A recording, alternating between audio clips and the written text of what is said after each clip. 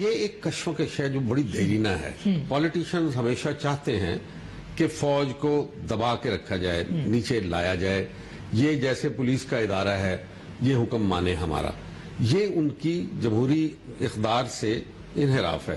جمہوری اقدار یہ ہوتے ہیں کہ you share, power is shared. جمہوریت میں پاور کو آپ شیئر کرتے ہیں, میڈیا کے ساتھ بھی کرتے ہیں اگرچہ وہ نہیں ہے, لیکن جوڈیشری جو فارملی شیئر کرتے ہیں. جو 3 پلرز ہوتے ہیں جمہوریت کے, وہ ایک عدلیہ ہوتی ہے, ایک لیجسلیشن سب سے اوپر ہوتی ہے, اور پھر اس کے بعد اب اگر یہ کہیں کہ ہمیں لیجسلیشن کی بنیاد پہ حق حاصل ہے, یہ جو مینڈیٹ ملی ہے, تو میں نہیں سمجھتا کہ لیجسلیشن, کیونکہ اسی آئین جس کے نیچے یہ الیکشن لڑتے ہیں وہاں اللہ کی حاکمیت دی ہوئی ہے, اور اللہ جو ہے اس کا حکم تو آپ مان نہیں رہے. اللہ کا حکم میں ربا فری اکانومی ہونی چاہیے, اللہ کے حکم میں پارٹی نظام نہیں ہونا چاہیے, اللہ کے حکم میں وَاعْتَصِمُوا بِحَبْلِ اللَّهِ جَمِيعًا یہ فرقہ واریت نہیں ہونی چاہیے, میری مسجد تیری مسجد نہیں ہونی چاہیے, میرا ووٹر تیرا سپورٹر یہ نہیں ہونا چاہیے.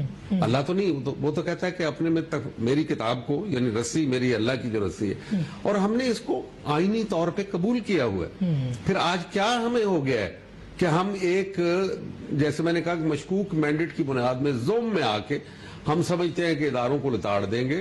یہ پہلے دن سے یہ خواہش چلی آ رہی ہے. یہ جو ہمارے جمہوری سو کالڈ جمہوری حکمران جو دراصل فیوڈل لارڈز بننے کی کوشش کرتے ہیں. اب مجھے بتائیں کہ یہ پارٹی جاگیریں نہیں بن گئی.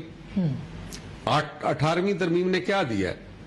پارٹی لیڈر کے پاس اختیار ہے ڈی سیٹ کر دے. اللہ کا حکم کیا ہے؟ اللہ کہتا ہے کہ برائی کا ہاتھ روکو اور اچھائی کی سپورٹ کرو. تو جہاں پہ اگر آپ پارٹی بھگوان بن کے بیٹھیں گے کہ وہ آپ کو, کیونکہ میں اس سے اور کوئی لفظ استعمال نہیں کر رہا, تو پھر آپ کی یہ جمہوریت تو نہیں ہے. تو جج صاحب اس کا مطلب ہے کہ میاں صاحب وہی غلطی دہرا رہے ہیں جو کہ وہ پہلے دہراتے رہے ہیں.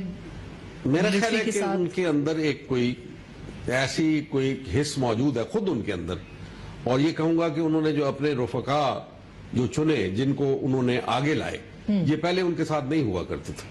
یہ نئے جو لوگ داخل ہوئے ہیں, جو میڈیا کے خاص طور پہ ایڈوائزر بن کے ان کے ساتھ پھر رہے ہیں آج کل, یہ وہ کہا جاتا ہے نا, غالب نے کہا تھا, ہوئے تم دوست جس کے دشمن اس کا آسماں کیوں ہو.